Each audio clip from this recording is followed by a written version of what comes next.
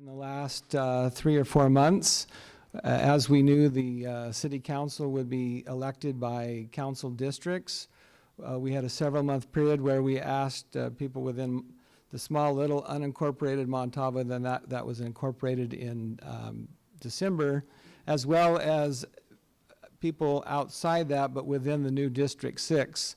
I should mention District 6 is the race that we're here for tonight. We're having a candidate forum, and the area is bounded by the 101 freeway on the south, Victoria Avenue on the west, the 126 freeway on the north, and Montgomery Street on the east.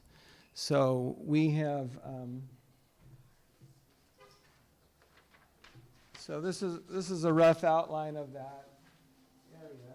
That's what that area looks like. So 101, Victoria, 126, and then this little notch over here, east of the Kimball Road and the community park. I do want to thank CAPS TV for being here tonight to videotape tonight's candidates forum. And I also want to thank both of the candidates. We have Lori Brown and we have Charlie Kistner. And it's good to know that in the room tonight we have our next council member. We just don't know who that is yet, and that's where you come into play. I want to give some ground rules for tonight's forum, and as I give those ground rules, I'd like to invite Charlie and Lori to come on up and have a seat. We're going to be having an opening statement. We had a coin toss. Lori will be going first. Did I get that wrong? I won the coin toss, and they said I had a choice to go first or to allow him to go first. Okay. So I allow him to go first. Very good. All right. So Charlie will be going first in just a moment. We had the board get together and come up with questions, as well as we'd solicited questions on Nextdoor Montalvo. We tried to incorporate as many of those questions and combine them into the questions. Also, though, we want you to participate. Now, John, we have in the back, we have 3x5 cards. If you want to ask a question, raise your hand, and we'll ask those questions a little bit later in the forum. We'll go about 50 minutes, 55 minutes with board questions, and then we'll get to your questions. So if you want a 3x5 card, raise your hand, and we'll get to as many of those questions as we can. We may not be able to get to them all, but we'll get to as many as we can. Okay? So with that, we'll go ahead and get started with our forum.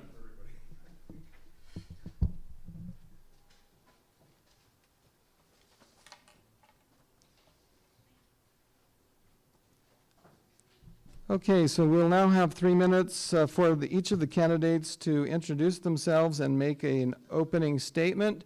We do have a timekeeper in the back monitoring the 3 minutes period of time. They will get a 30-second warning, a 10-second warning, and a time's up. So that's how we'll work it. And so let's go ahead and get started. Charlie, you get to go first. Well, thank you very much, Mike. First of all, I'd like to thank the District 6 Montalvo Council for putting this together so that we have an opportunity to present ourselves. I know some of the others who are running for city council have had an opportunity to get out there and get some coverage and stuff, so Lori and I are getting our chance in it, and we really appreciate that.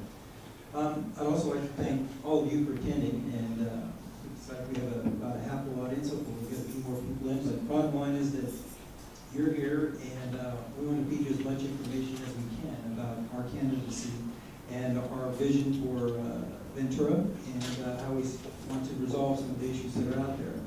That's where I really would start from, is that one of the things that got me involved in this campaign was that I'm really not sure where our city stands financially. And I really want to get in there and talk with the city manager, with the CFO, and really get the information that I think we all deserve to find out exactly where we are financially so that we can then plan for how we're going to make some more money for the city without having to raise fees and taxes, and how we're going to spend the money that we do have so that we are not only spending it wisely, but we are also spending it so that we can actually invest in our future and some of the projects that we need, for instance, like correcting things on Johnson Drive so that it is a true gateway and has a real function and is a safe area for everybody to drive and to walk in.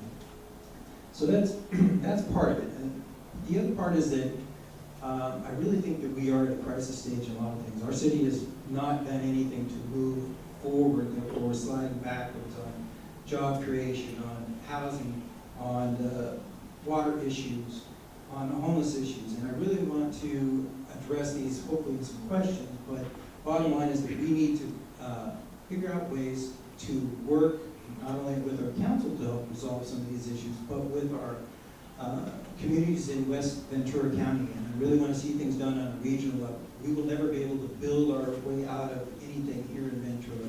Water issues affect all of us, and right now it's come down to most of the time water districts and so on are fighting against each other for water. We need to have water, and therefore we need to work together to get that water. Right now we're talking about doing a homeless shelter year-round. They're going to spend about 6 months, I think, massaging the idea with the shelter over actually at the Armory in Oxnard. But ultimately, we're going to have a year-round shelter here, which is not a walk-in shelter. People who are interested in getting help and getting services. The problem I see is that we're investing in that, but we don't have any housing for those people to move on to when they receive the service, when they've got jobs. They've got a job now. To stay employed, basically, you have to have housing. So we need to find some money for transitional housing for those homeless people, or we're basically just wasting their time and our money. So I look forward to answering your questions, and I'm going to hand it over to Lori right now. So my name is Lori Brown. I'm running for Ventura City Council in this district, District 6. I would first like to start out by saying some things that maybe is not on my website or in the candidate statement that's before you. So I was born and raised in the city of Ventura, right up the street in the bird track off Partridge Drive, in the bird track. So I grew up there, playing in the breakup, riding my bike, climbing trees, went to Portola, grew up, had my own family, my own kids, went to the same schools between Montalvo, Portola, and California. All 3 of my boys graduated from Wayne High School. In addition to that, I have the opportunity to have seen how the city of Ventura changed from when I was a child riding my bike to as I became an adult, driving around in my car, and now my kids graduated from high school, and I've lived in Montalvo specifically for over 20 years. So I just moved down this hill, down Sunridge from my parents, and I've got to see a lot of different things. In the process, I raised my kids, put myself through school, and started my career in redevelopment. And so I worked in redevelopment for 6 years as a project management lead. What that did for me is to see specifically how city services are funded. It allowed me to understand how cities work from the inside out. I worked with the city council members, city management, general counsel. We worked with developers, we worked with contractors. We got to see exactly how everything worked. And what I noticed from in the city that I was working in the city of Ventura, because city of Ventura was NIMBY, not my background, anti-development, and not taking advantage of opportunities, we are where we are today. So when I say that, what I mean is, back before the economy crashed in 2008, we had the opportunity, we had lots of money, we could have fixed our water infrastructure, got that state connection to state water, we could have built strategic infill net zero mixed-use development that was beautiful. A perfect example is Promontory Point. That was one. They snuck that one in there right before everything fell apart. But we had a lot of other opportunities that we did not utilize.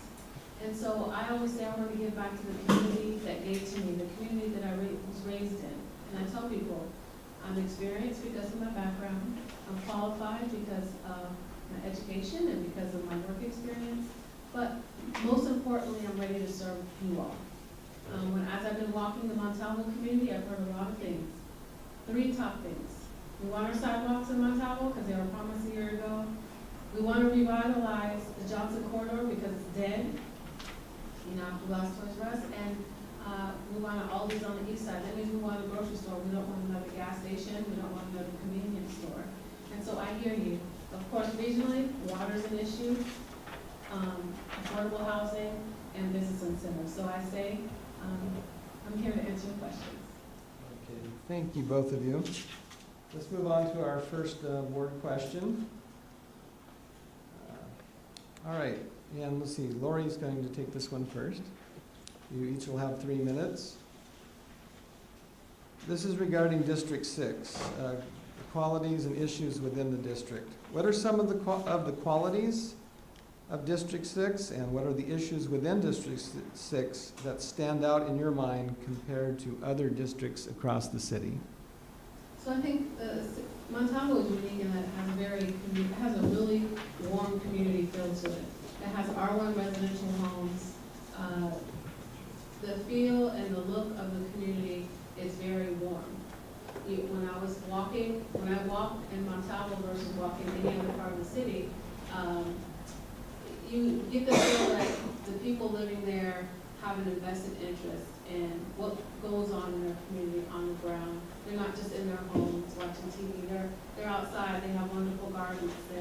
They're involved with their kids' schools. They're outside with their children. They have multi-generations in their home, maybe their mother and their children. As you're asking, how are we different? How is the District 6 different than the other districts? Yeah, what are some positive attributes about District 6 that stand out, and also what are some issues that maybe stand out more in District 6 as opposed to other areas? Yeah, so some of the other positive things is the fact that we have our elementary school in our neighborhood where it's we can actually walk to school. In addition, a lot of people are very close to the shopping because Promontory Point is there. So talking about Promontory, we got the park, we have the mixed-use development, but fast forward to right now, the newest development, which is that multi-story apartment building, and that wasn't so good. And so if you want to talk about what wasn't good about that, about District 6, I think is the idea that there's a potential for predatory developers to come in and do land grabs. And I say that because since Montalvo was annexed not too long ago, it makes Montalvo almost I'm at a loss for words. It makes it for Montalvo as a place where developers can say, there doesn't exist a neighborhood master plan. There hasn't been any conversations about what we can and can't do. There's no SOAR initiatives that say this land is permanently open space, so we're not blocked from it. And so it makes it where there's a lot of opportunity. And I think what's important is to have a city council member who understands that how general plans work, how neighborhood master plans work, how special districts work, and how those community members can come together and unify behind what they want, what their needs are for the community, so that you can protect yourself from that apartment buildings going in like that. So people want to know, how did that happen? So I went and found out. So basically, there were density requirements written into the general plan by a former city manager that allowed for that density usage. So when it came before the council at that time, there was nothing in the general plan that said it was not allowed or wrong or bad. It would have been up to council members to challenge it based upon the simple things like parking, how much traffic is going to cause in the morning, the potential for it affecting kids getting hurt walking to school in the morning. Go ahead and finish your statement. So I think there are more good things about Montalvo than there are bad, but but I think there's a lot of work that needs to be done with councils like this to ensure that we protect it. Okay, very good, thank you. Charlie?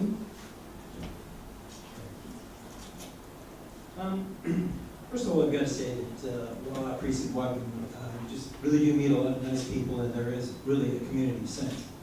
But I've got to say that that community sense is not just in this Montalvo area.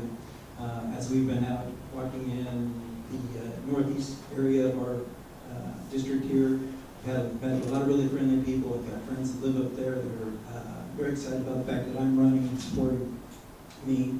But bottom line is that this whole area has basically just been a veteran community for the rest of Ventura for a long time.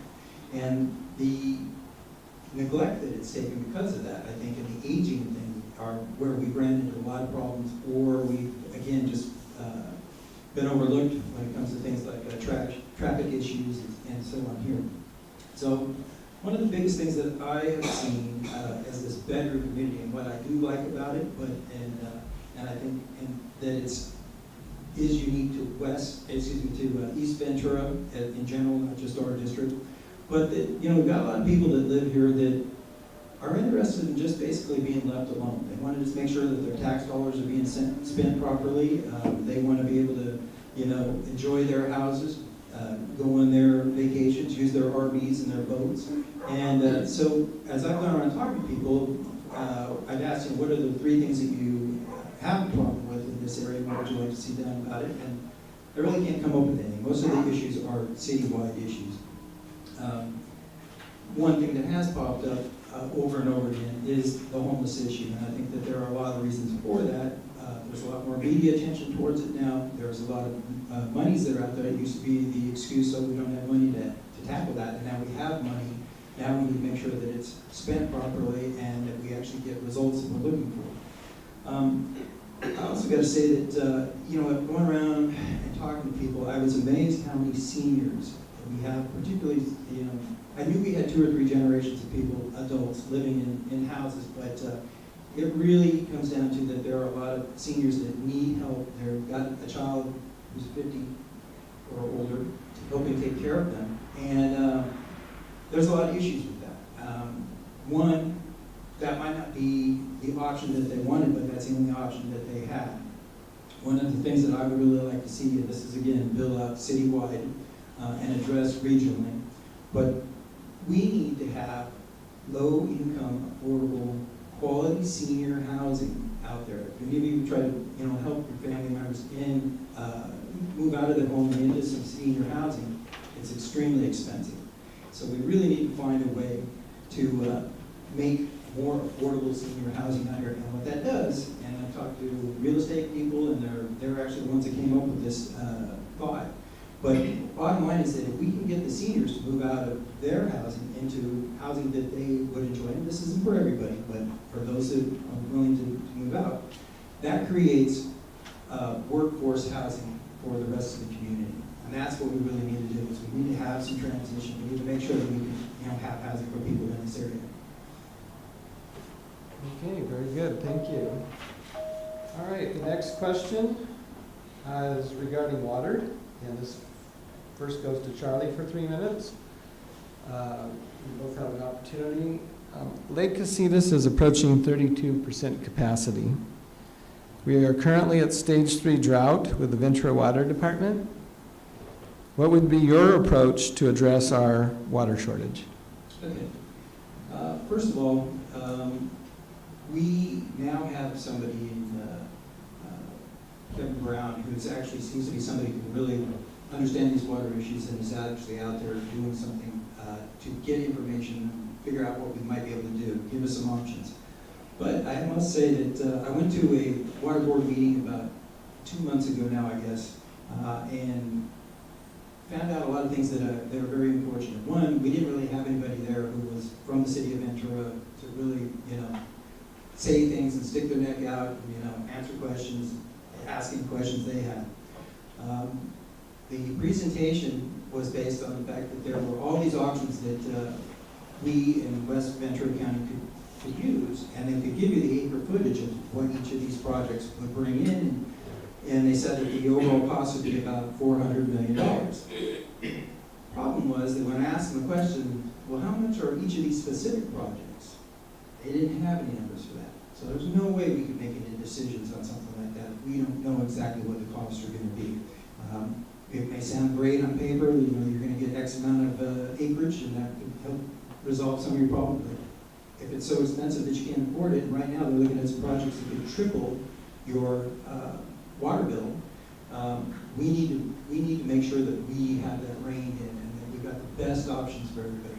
Other thing that I have to say about that is that when I asked them that, they also said, well, these options will be from $400 million to $600 million. And so it had already been up $200 million while we were sitting there talking about it.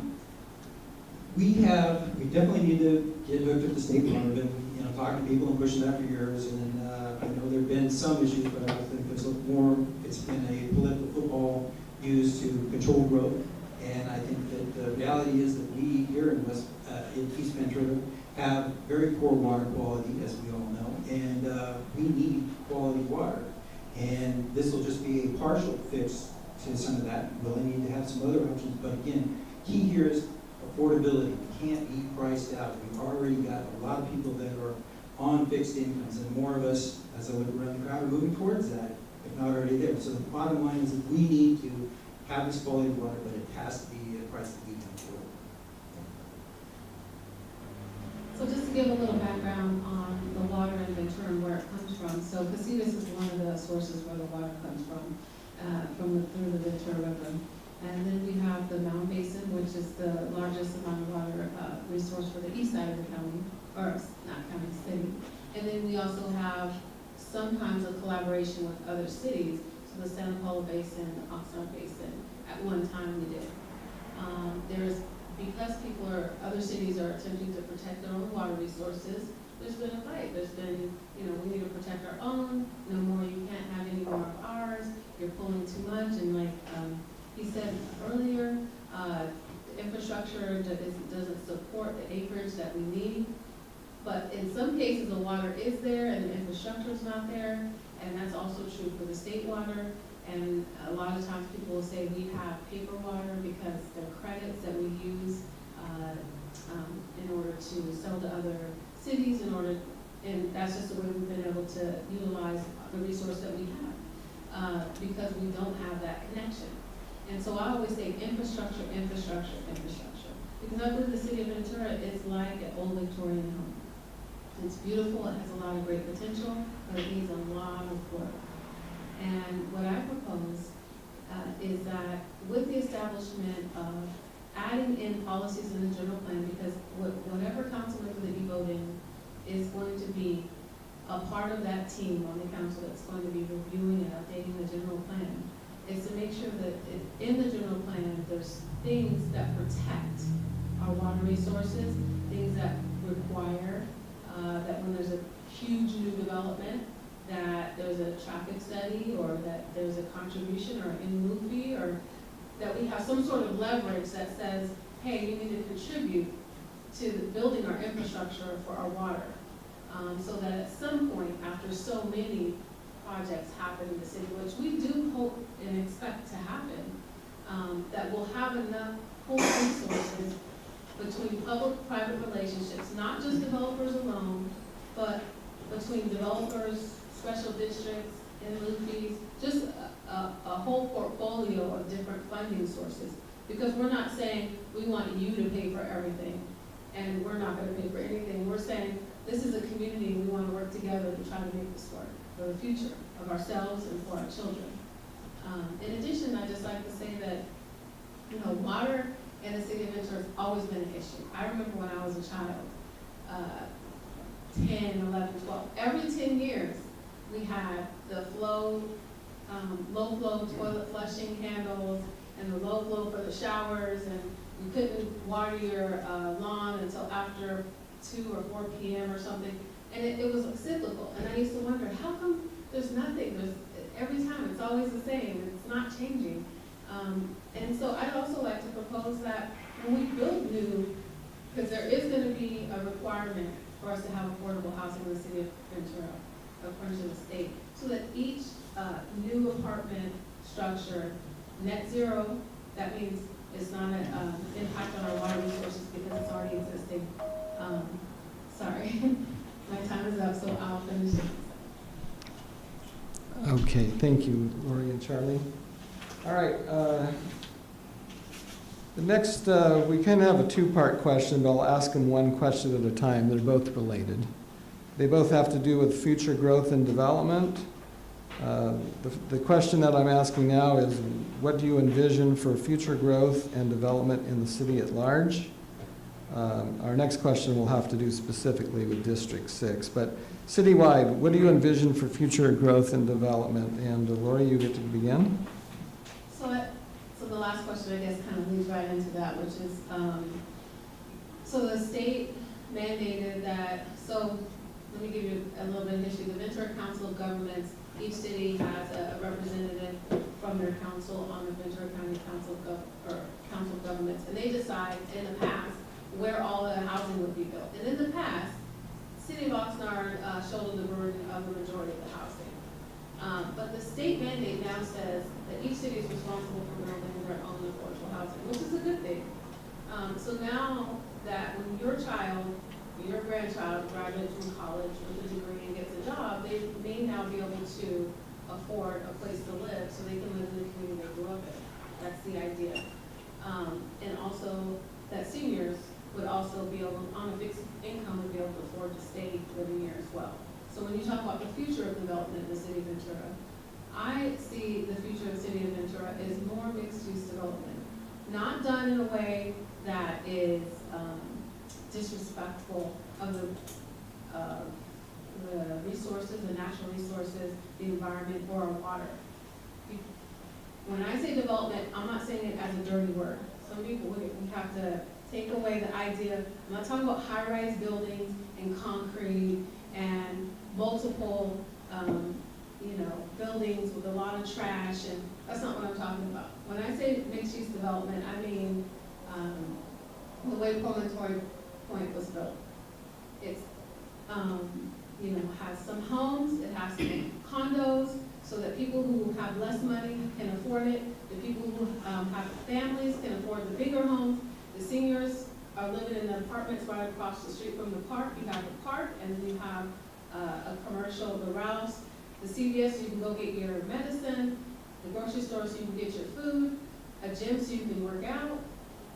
And when I say that, there's certain areas of the city that can benefit from that.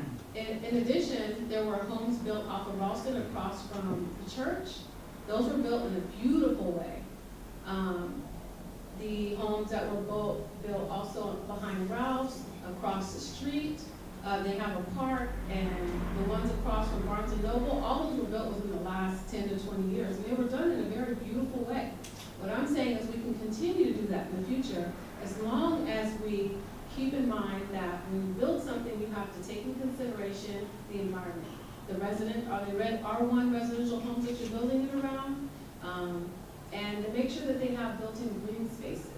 So what does that mean? It means if it's not big enough to have a full-on park, maybe just a little small apartment park. Are there swells? What are swells? That's areas of concrete where water can be soaked back up into the ground and go back into our water tables. Recharging stations. Just areas within the development that makes it beautiful and useful and sustainable. So those are some of my ideas. Okay, Charlie, your turn. Same question. All right. The future growth, I'd say for the whole city, and some of this will be in our district for the next question too, but bottom line is that we don't really have a plan we're following. I know that we're talking about our 2025 plan, and it will be very important to figure out exactly where we can build and how we're going to build.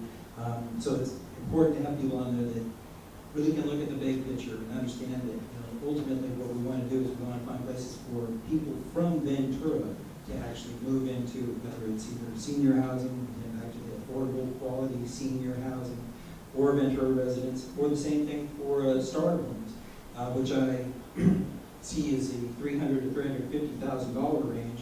And there's a lot of great articles out recently, what's going on, particularly for millennials, but I think this is even the Gen X people as well that haven't had a chance to really sink their roots into stuff and want to stay in the community. And what they're doing is they're building small community neighborhood that is really an 8 to 10,000 square foot home on like a half an acre with a rec room. Some of them have a kitchen. Some of it's more communal than others. But the bottom line is that they're looking for options and they're living differently than we do. And for a long time they didn't think they could have a chance at any owning a house. And ultimately we want them to have a house, but we not only want our families to be able to stay there. And we're talking about getting Ventura residence the first option. But ultimately what we're trying to do is have a balance. We can't lose generations of people and then all of a sudden fill them back up. And what we've been building for most recently were people to come in from outside of the area to stake claim for the $700,000 homes. And that changes our community drastically. That changes what we were talking about with the feel that we get in Montalvo and in the District 6 where it's been established for the most part for 35 years. So you've got that sense of community. But you've also got some problems that have been created by that. You've got a lot of people that when they either haven't sold their home or they sold to people when the market was bad, so now we've got a lot of renters living in the same area with the longtime homeowners. That creates just not just some conflict, but also the renters are struggling. They need an opportunity to start their homes and to stay in the community. And as far as water issues go, if you've got 2 or 3 generations of adults living in a house already, where you've got 8 to 10 people living in a 3-bedroom rental property, you're using that water already. So you really need to know that any kind of development that we do will have much better infrastructure in the house, energy efficient, water, everything should be much better off than what we have in the houses that they're in now. So it should save. And the last thing I wanted to say is that on mixed use, we're really talking, in my mind, about retail, commercial, with residential.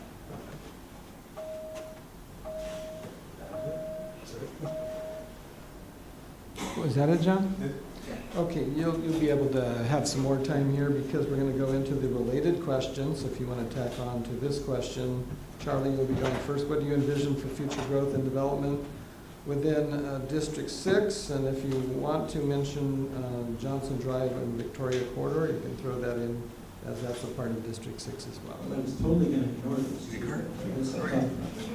I did want to clarify one thing too, that when you look at our map of our district, there is a SOAR property that is actually out there on Ramelli and Telephone down to Bristol and over to Montgomery. So that whole area, if we were going to develop that, that would come under SOAR. You have to have a vote on that. So there really aren't a lot of properties per se, and we do have a dilemma because, quite frankly, we are a wonderful little beachfront community, but we're also a city, and we've got it. So any of these plans that I'm talking about are not something that we're going to change right now. But this is where your input, all of our input, is going to be very important in this 2025 plan, because we are going to see some changes, I think, on Victoria. So we need to look at what are the changes that we want to see.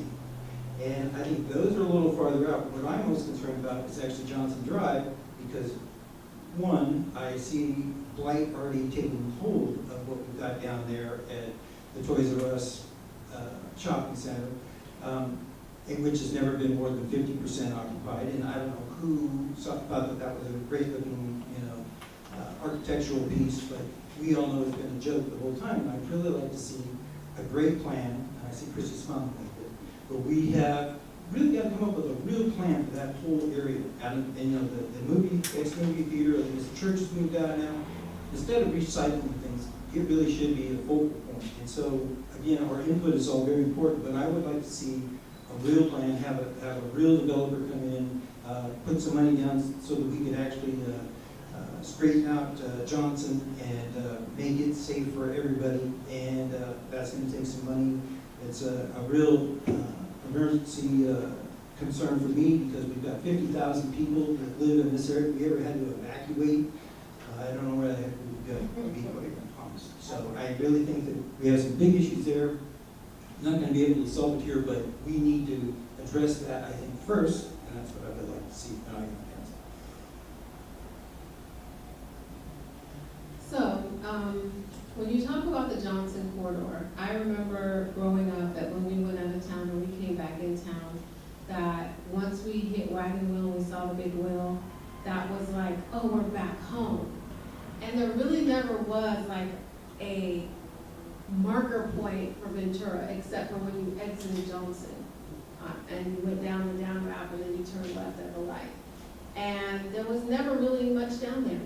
So even when they built where the theater used to be, which is now a church, even as a child I thought, who did that? And how did it get built that way? And why did it get built that way? And I've been saying since 2013, it was wrong, you know. I have believers now. I've been saying, you know, the city of Ventura, especially in District 6, is a gateway to the south side of the city. And I've been saying that. And because it's a gateway of the city, we have an opportunity. Because tourism is one of the biggest things in the city of Ventura that helps drive our economy. So wouldn't you think it would be a great idea to put some focus on gateways and the messaging and signing and that sort of thing that's related to that? That's all connected to the tourism and convention office. Aside from that, when you look at the Johnson corridor, it starts at the top at Telephone and goes all the way down. And I always say that on the side where Toys R Us, we know, just left us. So it's gentrified, extremely blighted. There are some core businesses that have been there for years, and the dry cleaners, Cronies, the Mexican restaurant, and on the one side, and now we have the jumping house, and I'm sure they bring in a significant amount of revenue.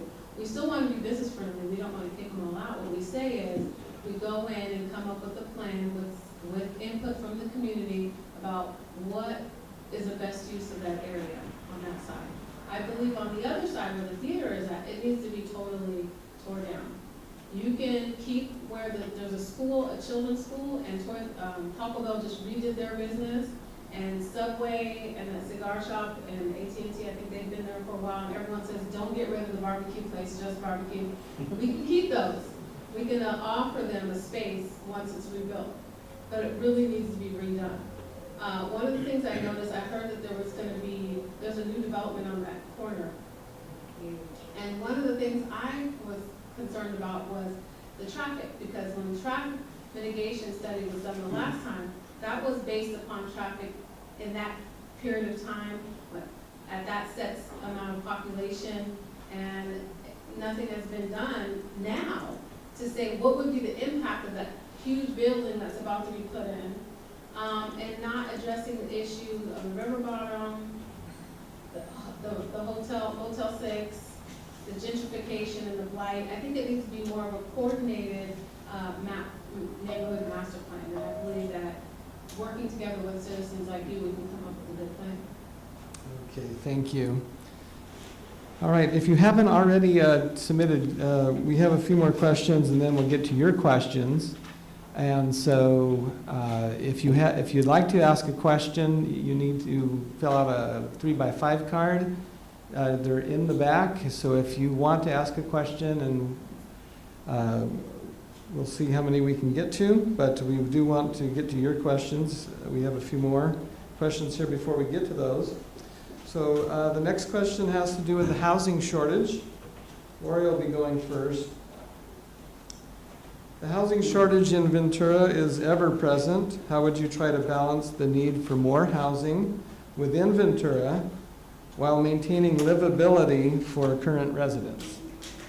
So I want to tell a personal story first. I have a personal impact when it comes to housing, because I have 3 young men who were born and raised in this community and graduated from high school. One is a U.S. Marine, so he went ahead and decided to leave the city because he saw that the resources available to him to be independent were very limited. My youngest right now is 18. He's going to Ventura College on the Ventura Promise. He has his first job, but he's already seeing how is he going to move forward from that point. What is his next step? Is there anything available to him? My oldest is the one who's struggling the most because he's 24 and he's already had different jobs, and it's difficult to get full-time, regular, benefited work where you're taken care of with health care and a place to live and enough money to pay your rent and buy food. Big issue, not just with college student age persons, but when I went to the Eastside Community Council meeting, there was a woman who came up to me with tears in her eyes and said, you know, what are they gonna do about us seniors? We're on a fixed income.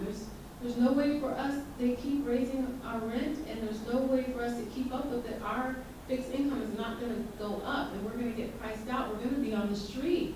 And so I would like to be the council member to look more into that. I don't know all the subtle nuances of what's happening with that in the city of Ventura. But I would like to pay close attention to it and be a voice for District 6 regarding those issues. In addition, some of my solutions, or what I would see for housing, affordable housing, is one, identify all the areas in District 6 or in the entire city where there are vacancies. So, perfect example, when I say a vacancy, on Ralston, the Ventura County Star used to have their building there. And that building is still sitting there. It's been that way maybe almost 5 or 7 years, something like that, but they've been gone and moved to Camarillo. So if we were able to identify all the areas in the city that had vacant lots like that, and then decide what type of use, what's the zoning of that area, and how much affordable housing do we need, and how can we identify all the areas in the city where those affordable housing uses can go. And why do I say it that way? Because that's what you call strategic industrial net zero development. That means there's already a water impact that was written into projections in the future for that land use. So that means it makes a zero impact on our water resources. And so if you identify all those net zero impact areas and then build infill on those areas, then it makes it doable for the future. It makes it where we're not trying to build and create more impact that makes it where we will run out of water and we have to find out what we're going to do at that point. And so that's one of my ideas of how to address the affordable housing. Of course, we need the input of everyone. One of the other things is to make sure that they're respective, that inside the general plan that it's written, if there's an R1 residential neighborhood like ours, that we don't have a huge, dense, project like built right behind some residential homes that looks like it's gonna fall on top of it. Or at least speak up and say, is there something else we can do about it? Can we decrease the number of apartments? Can we, is there a way to decrease the parking and what? Okay, thank you. That's it. My time's up. All right, Charlie, same question? Okay, yes, major housing shortage in the area, and as I stated in my opening, I really think it's something that we need to address regionally. We need to understand what the plans are in Fillmore and Santa Paula and Oxnard so that we all can pool our resources towards whatever does need to be developed, particularly to bring in larger employers that will pay better. There are some employers that are already here that may be moving because they don't have the housing for their range of employees. And again, we want to bring in more jobs so that there's a overall rise in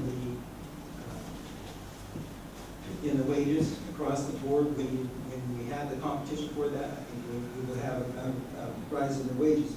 But the biggest thing that I see right now is we've got everybody working basically who's 20 to 35 working in the service industry, and they're lucky if they're making $15 an hour. And those are really the jobs that are out there. And obviously those people will never be able to afford to buy a place. So you're going to basically need them to be making about $40 an hour to do that, whereas a couple probably about $130,000 a year to buy a home here in Ventura. So we need to know what's available. I know that some of the people that I work with, their employees are actually finding housing out in Fillmore. So obviously there is some out there, but that's, again, a bit of a drive. But if that's the best we can do, then we need to know that as we offer that to businesses and to their employees. One of the things that we got to address, I think, even more specifically, is that we can't find good quality skilled workers to come into this area because they can't afford to move here. They've got a nice place outside of Southern California that they're paying, $500 to $1,000 a month for, and they could even rent a room for $500 a month coming out here. And even if we give them a raise and they're making $70,000 a year, their quality of life goes down. So we need to have a range of housing available so that we can have good employees and have people who go to Cal State Channel Islands or people that are in the military and want to come back and stay in the community have an opportunity. So we really need to, again, work on a regional plan, understand what is available and understand what the needs are so that we can create a plan for the future to develop those communities. And the other thing is that, if we could really build some housing here, it really will cut down on our traffic. And on top of that, it will enhance the quality of life for all of us. I mean, the people that are spending all these hours in traffic and commuting will actually be able to get involved in their community and the kids' sports teams and so on. So we really need to work on this as a plan. And again, it's going to take some input, but it's also really going to take the council focusing on this issue. And that's what I intend to do. Okay, thank you. That was the housing shortage question. Okay. Charlie will be going next on the next question. Can you elaborate on any strategies the city might implement in order to promote economic growth? Well, again, I think we need to really figure out what the fastest track is to make some money. And I know that one of the questions that was floated out there in some of these questionnaires that I filled out was, would you be in favor of another 0.5% tax? And I'm thinking, no, we can't afford that. But I also know that 60% of the Measure O money has already been directed towards very specific projects that or items that will be repeating year after year after year. So we've only got 40% of that that's discretionary right now. I really want to say that, one of the things that we are really going to be a tourist community. That's going to be part of our package. We really have been missing the point for years of what goes on down on the promenade. Way before the unfortunate homicide, I've been down there many times. I ride my bike down there, I run down there, I walk my dog down there. I would say 5 years ago, it looked like it had actually improved quite a bit. And then over the last 2 years, it had really kind of declined at a rather quick pace. And I talked to a lot of people, not only from this community, but surrounding communities who would not go down there. They just won't take their families down there. The parking structure disgusts them. They've been harassed by the homeless people that are down there. Just the groups themselves and the fact that they feel that they own the area have really turned people off. So my point is that we need to clean that up completely, make it safe, and then really go into a project where, whether it's tearing down the parking structure or, which is what I would prefer to do, and building some retail on the bottom, a nice looking parking structure. And if you've ever been to any other beach communities in California, they've all got these great rooftop restaurants and bars up there. We went up there, took some pictures for my campaign, and it's just an amazing view looking out there at the end of the pier and out to the island. So people would love to come here if it was clean and safe and they felt welcome. And that's what I would focus on there. And especially if we're going to ever build these boutique hotels that we've talked about building down there, I would want to see those built out now with the situation the way it is. We need to really focus on that, clean that up, get that straightened out, make it a gem, and then we can invite people to come to the community. So I think there are some other projects, but that's definitely what I would like to see done first. I think that really should be a great goal. Okay, Lori? Can you repeat the question? Yes, can you elaborate on any strategies the city might implement in order to promote economic growth? Okay, so coming from a background in economic development, for me, our water resources coupled with infrastructure, business incentives, and housing and our water resources, they're all working concert of one another. So without infrastructure and water, you can't sustain housing. And without sustaining housing, you can't support a workforce. And without businesses wanting to come to the city and settle here and stay here, you're not gonna be able to, diversify the economic portfolio of the city with different businesses. So I've heard people say, for example, LinkedIn is in Carpinteria. And they heard that they wanted to come here, but they don't wanna come here because we don't have enough housing, or we don't have enough infrastructure, we don't have enough of whatever it is. And I don't know, it's kind of funny, when I was a kid, my parents used to watch Al Bundy, and there was this one episode where it says, if you build it, it will come. And there's a grain of truth to that. So if we build our infrastructure, get our water resources together, get our housing where it needs to be. That means, when I say that, housing our homeless, not pricing them out. I mean, not our homeless, I'm sorry. Addressing the issue of homelessness, but keeping our seniors in their homes that are on a fixed income, but also allowing there to be housing choices for our college students. So when I say housing choices, what does that look like? Like lofts, one-bedroom apartments, anything that allows them to afford being in a place to live and not on the street. But I also feel as if that the city could take advantage of more opportunities with special districts, with neighborhood master plans. You've heard me say that a lot.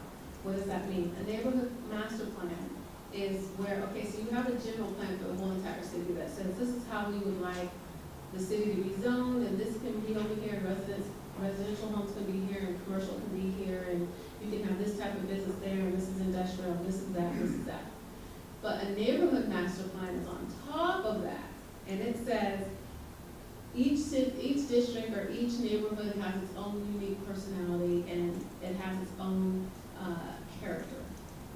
And it says, it calls out, it says, well, for this part of the city, it has this feel, because these homes here were built before 1974. So where I grew up in the Bird Tract, all those homes were built in 1974. They're tract homes, they have a different look, they're built in a certain way. But down here, they were built before that. And so what it will say is if you build, much like that apartment building that went in that way, it should be respectful of the character of the neighborhood and be respectful also of the homes that are in the neighborhood. So if there are R1 homes and you are going to build something that's not an R1 home, you need to build it with a setback, you need to make sure it's, so that's, you get the point. Okay, thank you.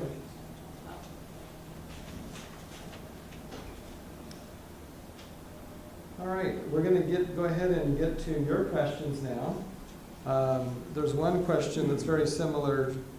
I'm going to read both questions, and they basically ask the same thing. So, pension costs as a percentage of the total city budget seem to grow every year and are projected to do so into the future. One of you out there wrote, how are you going to address the looming pension bomb that is consuming more of the city's general fund revenue and will drive the city into bankruptcy? So my question to you, what would be your approach to this issue? And let's see, Charlie went first on the last one, so Lori, it's your question. What I'd like to start out by saying is that the pensions are not exactly what's driving us into bankruptcy. It may be that final pin, or what is that, when they say it's in the haystack, that final one last thing that broke the camel's back or whatever. Straw, there you go. But it is not what caused the situation that we're in. So with the passage of Proposition 13, it was good for homeowners, right? So it made sure that your home taxes couldn't go up more than 2% per year, and so that it wouldn't get so expensive that you couldn't even afford to pay your mortgage. But Proposition 13 also applied to commercial buildings, corporations, and so big, huge commercial buildings that were making $1 million a year still that have the same protection as residents. So redevelopment was created, redevelopment agencies, in order to fill in that gap. Because of the lack of taxes collected, there was not enough money to fund city services. So redevelopment, when it was created, all of a sudden you had a local funding stream to fund all the city services. When I worked in redevelopment, it paid for everything. We took care of weed abatement, graffiti abatement, potholes, portable housing units, fixing the streets, all public works projects, everything. Our arms were into everything in the city. Once Governor Brown ended redevelopment agencies in the city back in 2011, I believe, or 12, that recreated the gap that was kind of, redevelopment agencies were like the Band-Aid to try to help fix, to help the cities get through. And the state balances their budget using local redevelopment funds and left cities holding the bag. And so now we're in a situation where, like, what are we supposed to do? Everybody's scrambling, not just the city of Ventura, every city in the state. And so the city made the hard decision, the leaders of the city made the hard decision to put out Measure O, to say we are gonna have to get taxes to fund the city services, or we're gonna have no money to fund city services. But that's a quick fix, right? It's not gonna necessarily carry us through the next 20 to 30 years. It's gonna fix us in the next maybe 10 years. So what do we do after 10 years? And so pension is one of the big things. But you have to remember, these working families who are seniors, who worked here all those years, are living off of those pensions that they were promised back then. And to take it away from them would automatically put them on the street. So you're not solving a problem by attacking the pensions, you're creating another one. And so I would like to be on the council so that I can help be a part of that conversation about what are some of the creative alternative ways we can create revenue streams from different ways using a combination of our economic portfolio, agriculture, tourism, recreation, and whatever else that we have access to, like the auto center, downtown, and just in our health and wellness corridor with our 2 hospitals, and come up with real solutions. Okay, Charlie? Okay, thanks, Mark. I've been working with a group called Ventura for Efficient, Responsible Government for the last 9 years or so. We look at the city's budget, we look at the finances, we meet with different people in the city, but the number one thing that has driven us the whole time is the pension question. We looked like a chicken little run around for a while because nobody was paying any attention to it for about the first 4 or 5 years. Now, all of a sudden, it is a big thing, and I think Lori's right that some of it may have to do with redevelopment, and there is a possibility that there may be some form of redevelopment coming back, and that is a tool that certainly cities could use. But as I told the SEIU people and anybody else that was involved, I said, look guys, this is a real problem and we need to resolve this, and it's for you that we need to resolve this, because yes, the people that have already retired, I think they're probably going to be taken care of, but if the city, and there have been some suggesting that if the city, if there's another financial downturn, that the city could go bankrupt. So we need to have a responsible plan, and that's what I told them. I said, I want you guys to understand that we want to work with you to have a plan that will work for 50 years. And so there will be a need for some concessions and some involvement. There are other pension plans that some of the trades have that seem to work just fine. So it really is something that's complicated, but it can be worked on. I think we're also seeing that CalPERS has been having its serious problems and can't seem to find proper leadership. It's been in the paper. They've lost 2 of their executives, or one that they lost and one that they look like they might lose. And I think for the right reasons, lying about what she'd actually been able to attain in an education. But the point is that we need responsible people. And there are plenty of good people out there, and I think there are plenty of good people on the council, and I think it's going to take, like most of these things, a team to figure these things out. But this is the issue that we have to address. Okay, so when I get on council, those 9 years of working with these guys, continuing to work with them, gathering more information, what works in certain communities, what hasn't, is going to be critical for what we can do here. make sure that our employees are taken care of and that the taxpayers are being served. And that's certainly the other part of this equation. Okay. All right, another one of your questions, and this is for both of you. And Charlie, you'll go first on this one. What specific experiences and attributes do you have to make you a good city council member? That's a good question. First of all, on my own personal level,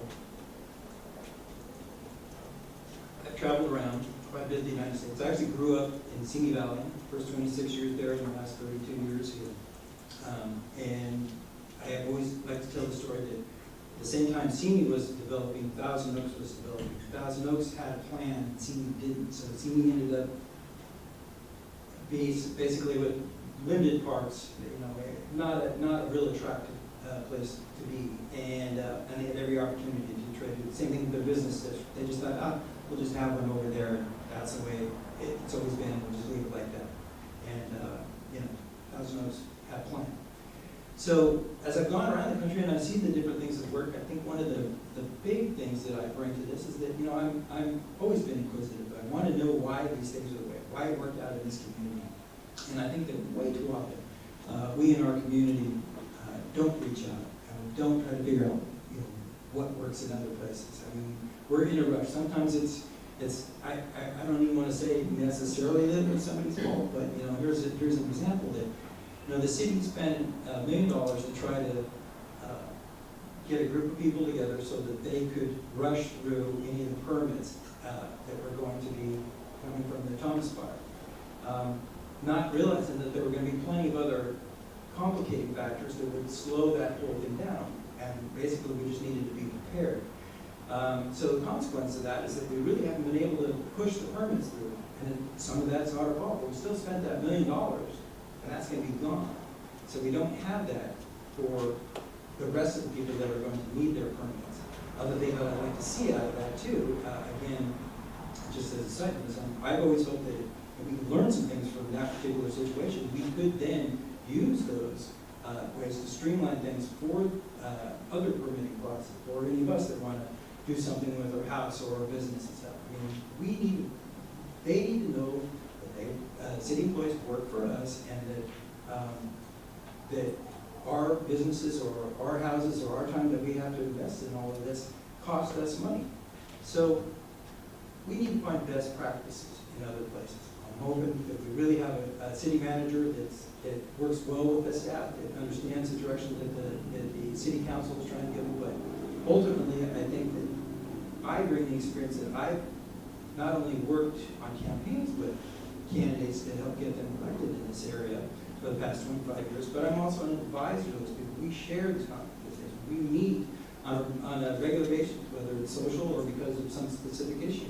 So I've been involved with making major decisions. I mean, I know what it took to keep the collection afloat for years while we went through the whole recession. And now, obviously, it's a major factor in the money-making for Oxnard, but it's also, something that we have to deal with. And we may be able to even partner still with Oxnard or some of this stuff. So we need to have somebody who really has the experience of working in the political field and understands part of that. Okay, thank you. I'll go ahead and repeat the question. What specific experience and attributes do you have to make you a good city council member? Lori? Yes. So when you talk about experience, my experience is not just education and working in city administration, but it is also in understanding the need of the underhoused, the underemployed, and the underrepresented. And that's what I would like to be on the council, is to be a voice for those communities who did not have a voice or have not had a voice in the past, especially since we recently went to districts. I'm also experienced in speaking out against the status quo. So when I say that, does that mean shouting and screaming and protesting all the time? That's part of activism. But no, being a leader means being able to come to the table and find consensus and agreement. It means you're able to find common ground, and I have a lot of experience sitting on boards of nonprofits and community organizations, finding consensus and common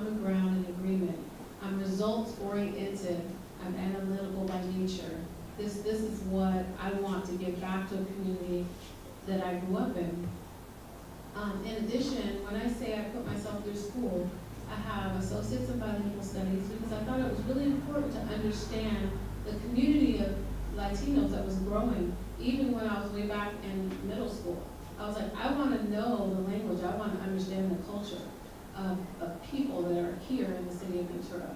In addition to that, I have a bachelor's in communication. I felt it was important to understand how to communicate, how to lead. And the best way to lead is by being diplomatic, and again, like I said, consensus and agreement, but being results oriented, right? That means when I worked for redevelopment, it means I was responsible for seeing a project from beginning to end. That means you're in it for the long haul. You start the project at the beginning, you put things out to bid, you screen the contractors, you draft the agreements, you go out to the site. If things aren't right, you do change orders. I did all the expenditure accounting. I managed 2 downtown and capital improvement programs that were $500,000 each, and was responsible for issuing the checks to the contractors. I worked with all the agencies internally in the city. So that includes what? Code compliance, general counsel, planning, building safety and engineering, the Downtown Business Association, the Cultural Heritage Review Board, the Downtown Design Review Committee. All those agencies are public and private. They work together in concert. It's a very delicate collaboration.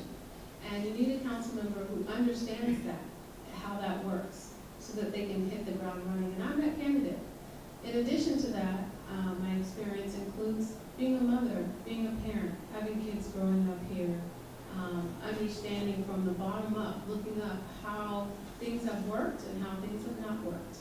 And so I want to be that council member for you in order to help direct the conversation and be that balanced voice. Okay, thank you. All right, next question from our audience. Let's see, Kimball Community Park.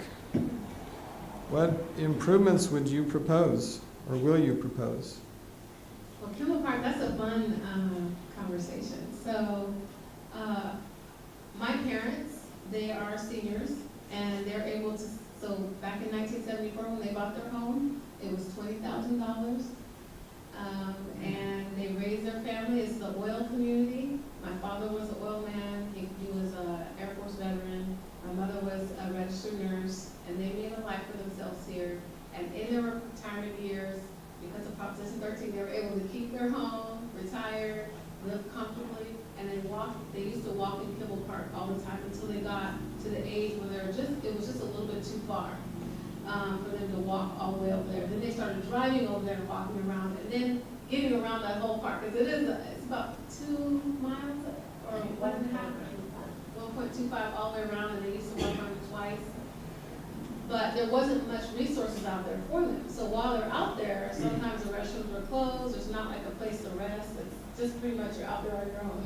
So I'd like to propose either a rec center or a senior center or a community resource center because not only would that be a source to generate revenue, but it would also create community here on the east side. It would be our spot or space to go to, and it also can have senior programs.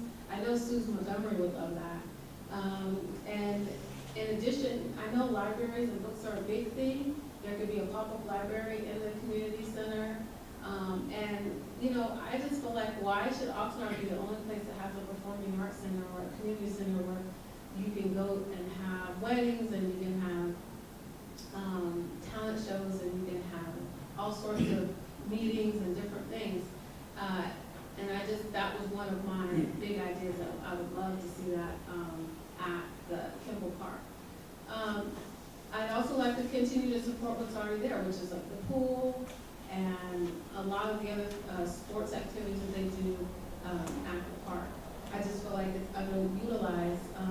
And I don't know if you've seen some parks where they have the signs and you walk so far and then it says, now you can stretch this way, and you walk a little bit farther and it says do this. So there can be some more interactive elements along the walking path because a lot of people walk. when I walked with my parents, I mean, we be saying hello, and there's a lot of sense of community there. And there's a lot more, like, water fountains can maybe be, there are some out there, but they could be improved. That's how I'll say that. And, maybe also incorporate some of the space for dogs, enclosed in an area, where it's, not already utilized by the baseball park and the soccer. There's another side that's pretty much all dirt. I think that's all I could come up with. That was reminded that I'm really excited about that, so. Well, first of all, Pool Park was supposed to be a sports park. And I ran actually 25 years ago for city council. I already ran a couple races over in Oxnard and had an understanding of what it took over there to get the community out and involved. And I wanted to get out and involved in the community here, get my name up. I'd only lived here for 5 years or something like that at the time. Anyways, the point is that back then I had young kids, and we were playing soccer. I was involved in several soccer organizations, adult and traveling teams for kids, and and I saw as we traveled around that we were having to travel out to San Bernardino or way out of the area to go to any kind of major parks where they could have a big tournament. I'm thinking, everybody loves Ventura. People would come here year round. So if we had a park that we could hold tournaments in, this would be a great opportunity for the restaurants, the hotels and motels in the area, and so on. And but the idea was to have like 18 fields out there, and then they wanted to get, and this is for soccer, and then they wanted to have softball. So we said, okay, well, if we could work around those fields, then that's fine. We'll still be able to hold tournaments for softball and for soccer. And the idea was that the park should have actually been able to pay for itself. That was the whole idea behind the park. The park, you have it rented out all the time. When it's not rented out, you've got your local teams playing out there and so on. But that was the idea. Now we're at a point where it needs to be recessed. There is a senior rec center that is being built there right now. And I'm not sure where we're at with the fire station. I know one time I thought they were going to do a senior rec center that they could attach those and you could have maybe the seniors take an elevator and go upstairs and have a great view looking over the whole park and have a really nice area there for the community center and senior.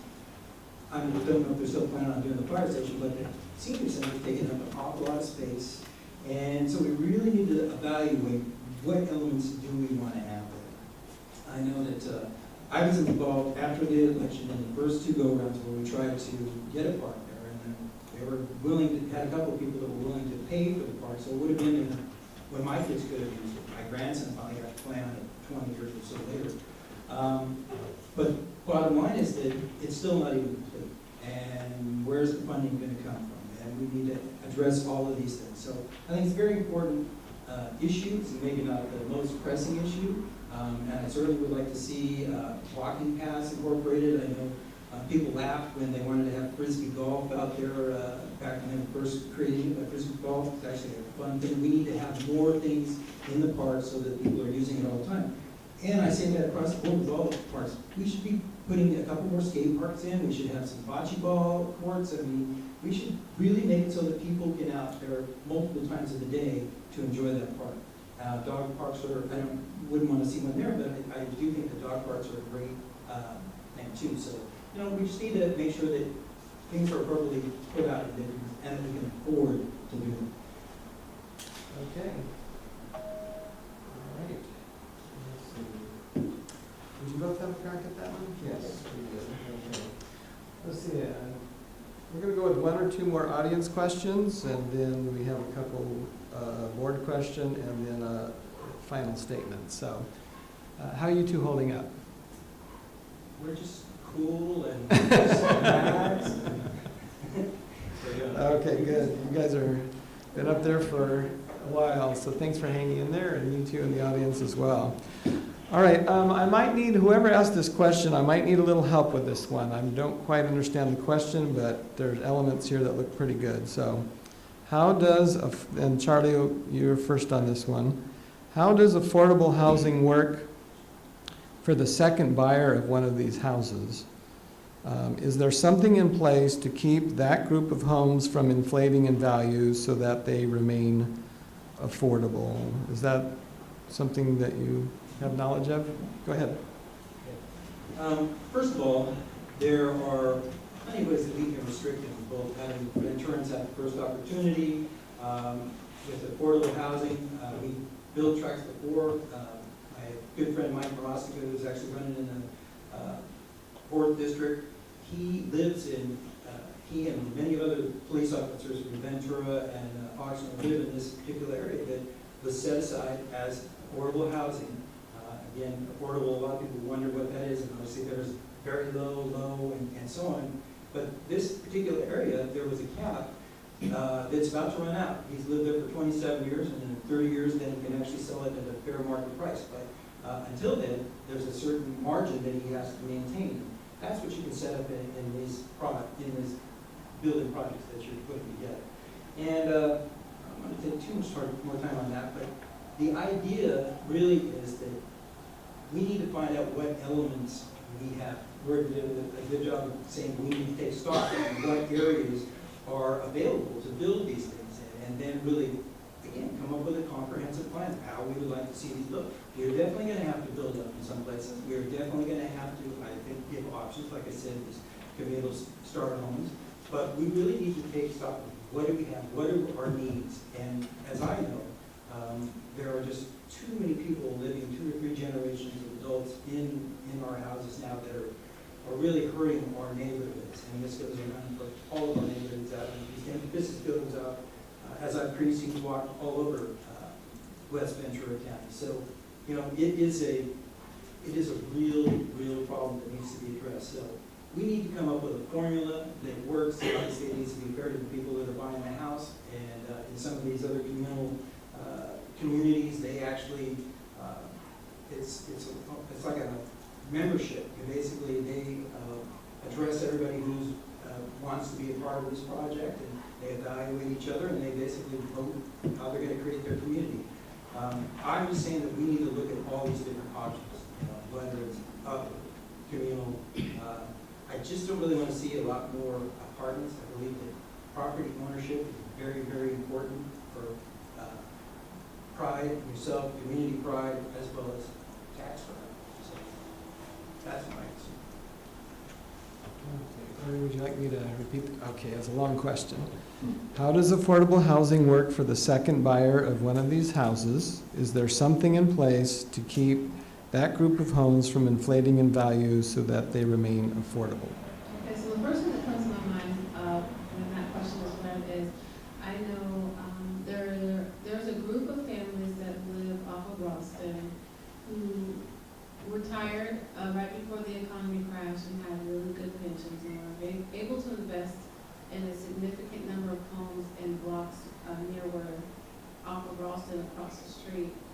And because they invested in those homes, they were investment homes. And as a result, they were able to set the rent for those homes in that area, and it's like a whole block and a half area. And it's one thing to say we want to keep our property values up, but it's another thing to have the rent so high where only certain people who make over $100,000 or $130,000, as you said, could even live there. And so Proposition 10 is on the ballot, which is a statewide initiative that's regarding rent control. And I know rent control is a bad word. And again, I'm always going out on a limb with affordable housing and homelessness and rent control and all that stuff. But these are, and homelessness, these are important issues that are real on-the-ground issues that everyday residents and citizens in the city of Ventura and all across the state and all across the country has to deal with. And each and every one of you has to decide and choose how you'd like to vote on Proposition 10. I'm not going to say what my opinion is about it at this point in the juncture. But what I will say, it is a proposition that deals with rent control. And so that is one way to deal with the issue, right? But then another way to deal with the issue is to use the general plan to ensure that that our affordable housing needs are met. So currently in the general plan, it is in there, an inclusionary housing requirement. So as a city council member, since the general plan is being reviewed and updated, I'd like to see that inclusionary housing element remains, that it's protected. In redevelopment, in the past, redevelopment always had what was called a 20% set aside for affordable housing. And that meant all the money that we raised out of however millions, 20% of it automatically went to affordable housing. And so when I talk about standing for protecting equitable policies, that's what I mean when I say that. Equitable policies means policies that are written into our general plan that protect some of our underserved and underhoused and underrepresented communities. Okay, thank you. All right, there's a couple other questions from you, but we need to save those for our next forum. That'll be Saturday, October 6th. We're coming down to the last two items. So this one's kind of an open-ended question, and let's see. Charlie went first, so Lori, you get to go first on this one.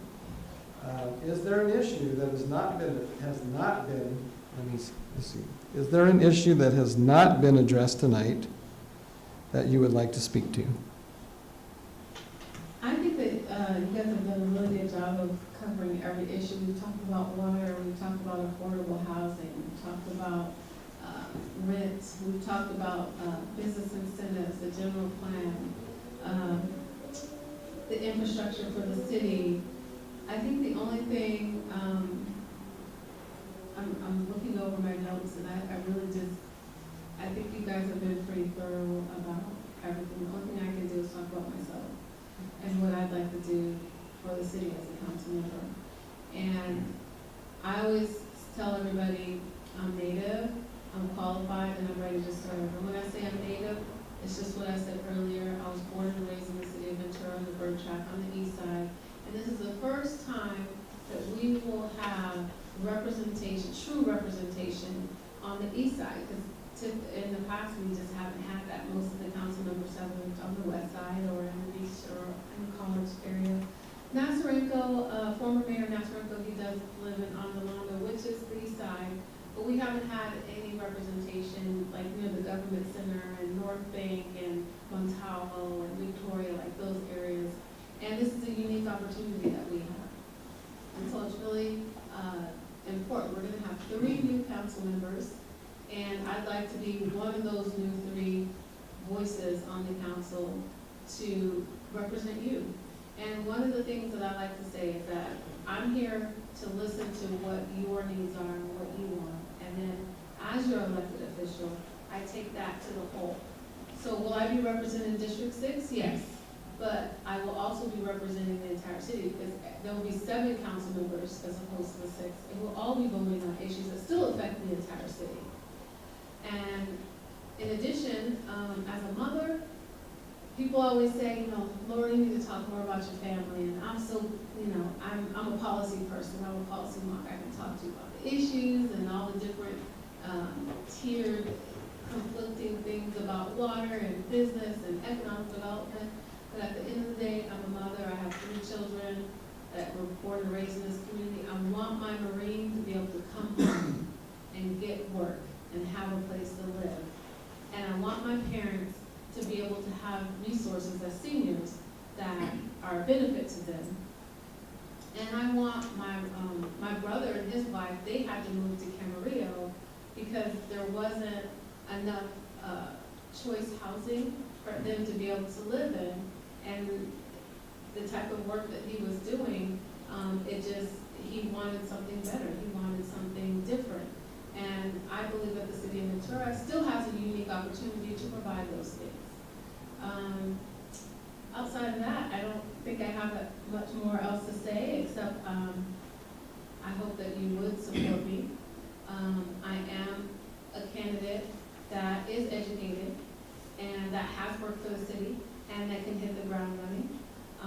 In 2013, I said I'm a different kind of candidate and I want to work for you. And, you know, the city of Ventura is close to my heart. I don't want to have to be one of those people that leaves the city either. I've dedicated my whole entire life to public service, and I want to be able to continue to serve. Okay, thank you. Yeah. All right, so, yeah, Charlie, is there an issue that has not been Yeah, addressed tonight that there's, you'd like to speak to? There's a couple of the things I think they all tie together, though. Obviously, like I said earlier, we need to really find out where we stand financially with the city. All the departments need to really work together to look at their overall budget and see, you know, where, and not to make cuts immediately, but, you know, where are the lean and the fat in everything that we have? I mean, we need to know that as a city council. It can't be just, you know, we're going to cut 10% if there's some sort of emergency situation in funding. But one of the things that I really want to talk about is that with the public safety, which I'm sure is #1 issue for a lot of people in the audience, we want to make sure that they're there when we need them. I already talked about how many seniors are out there, and we really need to make sure, we need to make sure that those resources are available to them, you know, as quickly as possible. But what I found by talking to different officers and different units and stuff is that they really seem to be playing politics with some of the numbers. We know that we now have logistics and technology and so on that we really should be able to put into use to cut down response times. And we really need to make sure that we are taking full advantage of that. And that could save costs, save a few officers, have potentially the opportunity to have officers out on the street a little bit more. I know one of the issues that talking to somebody about earlier was that, you know, on Johnson, we've got a ton of people that speed down that street, especially when there's not a lot of traffic and stuff. So maybe we need to have an officer out there once in a while to kind of remind people that they need to slow down. But an even bigger issue, I think, is the training process and the coordination process that we as a city, both the city council, city staff, police, fire, really need to work on with other communities. And we saw this during the Thomas fire, is that we need to have emergency preparedness plans, and not something that we just drill every once in a while when we, you know, for dealing with earthquakes. I mean, if we go through any kind of a situation where there is a long power outage here, what are we all supposed to do? We don't know. We need to be able to answer that. What if it's a power outage and it's lasting a long time and all of a sudden it's raining torrentially? What are we going to do? Are we supposed to stand in place? I mean, we need to know, and we need to have a plan that is prepared for each area in the city and stuff. And the people in the city need to know what that plan is. And so I really think that, you know, we're seeing these bigger issues, whether, you know, it's dealing with climate change or just the fact that there's a hiccup right now that there are a lot of major storms hitting, but, you know, the people on the East Coast are just getting drilled out there. And there's nothing to say that we don't have an opportunity to suffer the same fate. So we need to be prepared for that. And again, I can imagine, you know, with all the seniors that we have in our area, how are we going to move them out? How are we going to make sure that they're okay? All those kind of things need to be addressed. So I really want to see a major preparedness plan, emergency preparedness plan for all of it.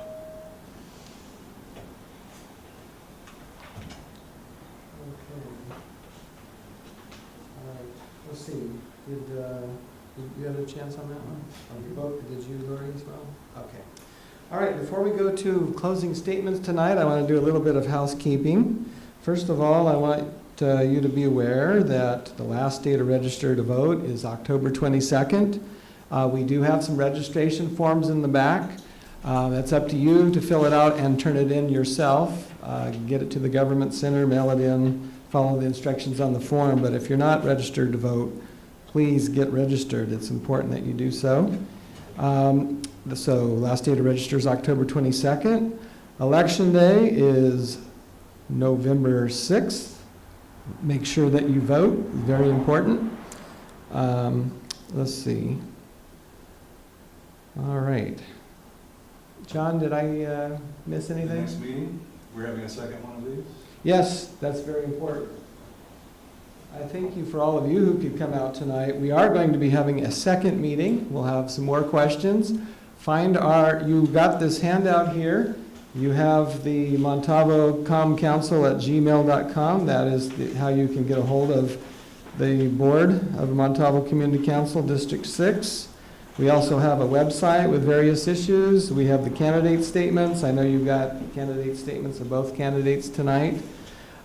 Please tell your neighbors, your friends, anyone that you know that lives in District 6 or in any of the other districts. Please make sure that they're informed. You got the list of candidate forums. Our next one here in Montalvo is Saturday, October 6th. Again, sponsored by the Montalvo Community Council, 10 a.m. to 11:30 p.m. We are to, I'm sorry, it is p.m. I'm sorry, I just read what was on the paper. Okay, that was a long one. 10 a.m. to 11:30 for City Council District 6 candidates, and both of our candidates, Lori Brown and Charlie Kistner, have agreed to attend. So please forward your questions. Let's go ahead and close up with our final statements. Let's see. Charlie, why don't you go first? You'll have 3 minutes to make the closing statement, and then Lori will follow. Okay. Well, again, thank you all for coming out and taking interest in what's going on in your community. And hopefully you can talk to your neighbors and encourage them to come out to the next one on October 6th. And I know that's what we supported, so people who couldn't make it out of the evening but had a shot at coming out that day. So I know I really appreciate this opportunity. I also, again, this is not about either one of us. We are not, I know enough about Lori now that it's not about her, it's not about me. It's about, there's a need in this community and in our community specifically to have somebody come out and lead this area. I work for you. That would be my premise of the whole thing. I also want to say that the idea of having an active community council that will help, maybe resolve some of the issues before they have to come to me or come to the council, keeping me aware of what's going on in the community is very important. I want to generally concentrate on the big picture of what we need to do, not get caught up in the little things, but that doesn't mean that our streets, our sidewalks, whatever, aren't important, but let's try to make that part of the package of what we're trying to do in the community and not just please somebody or put a Band-Aid on something. Let's work together on this. I also want to say that, I really think that what I've heard more often than not, no matter who I've talked to, is that staff really feels like they are lacking leadership, lacking direction, that the council is going in too many directions. And what I really bring, and if you take a look at my literature, a lot of people talk about this. I've been involved in a lot of different organizations at different levels, but the point is that every time I've been involved, I get things done, and I do it as a team. It's not me. It's just basically sometimes you got to clear some of the stuff out of the way to get people to focus on what really needs to take place. And that's where I think that working with the people that are going to be in council is going to be very, very important. It's going to take a team. One person is not going to change anything. We got to get at least 4 votes, first of all, to do anything. But I'd really like to see a great conversation where everybody feels like they're getting their point across and getting something out of this, and then we move forward and stuff. So that again, the city staff realizes this is the direction we're going. It's not going to flip flop, or if somebody leaves or goes on medical leave or something like that, and things are going to change. Or the next election comes around and we flip back together. We need a strong, cohesive city council that works together to resolve issues. And we've got major, major issues. Like I said, things have just slid down to the point where we're at the critical stage. So I would really love to have you take a look at the stuff. If you have any questions, I've got a website on here. You can communicate with me through that. I'm here in staff works and speak to anybody who is interested in talking. But I really need your support, your vote. I will work for you, and we will get this city back together, and we'll get our job done. Okay, Lori, you have the final word tonight. Yes, I'd like to first direct everyone to my website. brownforventura.com. And I post when I'm walking in the community and any events that are coming up. But it also has a section that's called Meet Lori.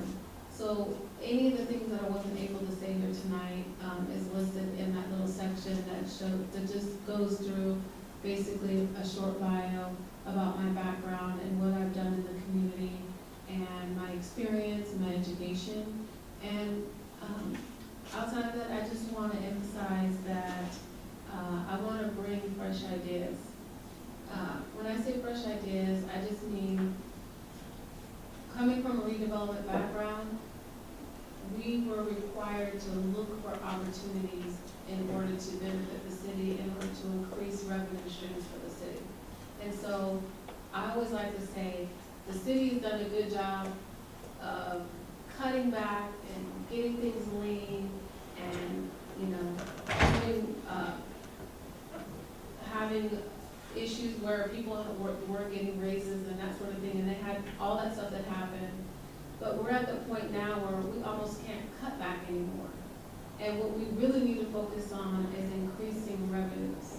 We must be responsible, as was mentioned earlier, about how we spend our money in the future. But increasing our revenue streams is what's going to get us where we need to be.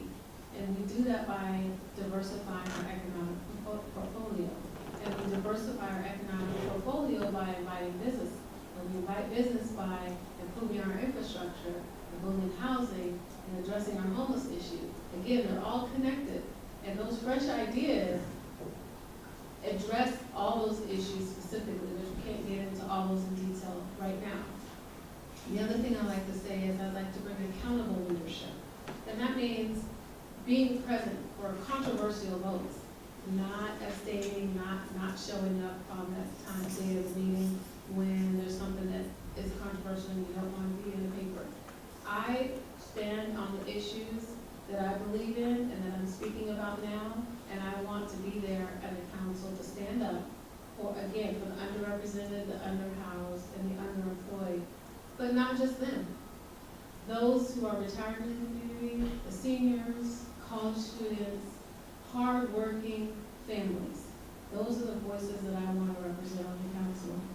In addition, in conclusion, I want to say that I have listened to the community, and the community is very specific about the things that they want. One of the things that they said that I remember, and you were right, a lot of people up by the government center, they're comfortable, they've worked long time, they're almost close to retirement, they want to be in their homes, they don't want to be bothered, but they want to make sure that their community is being taken care of.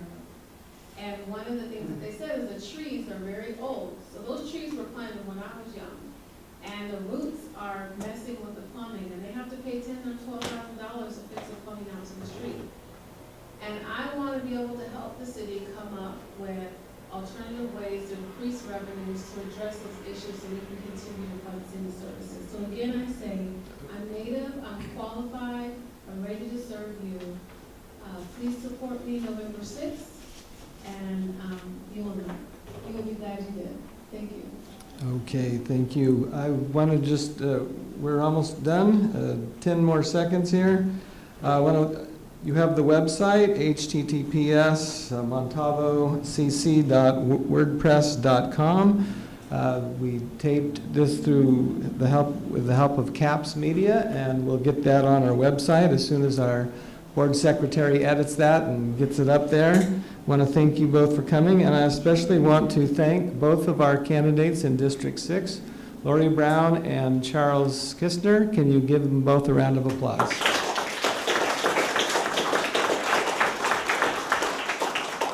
Thank you, and have a good evening.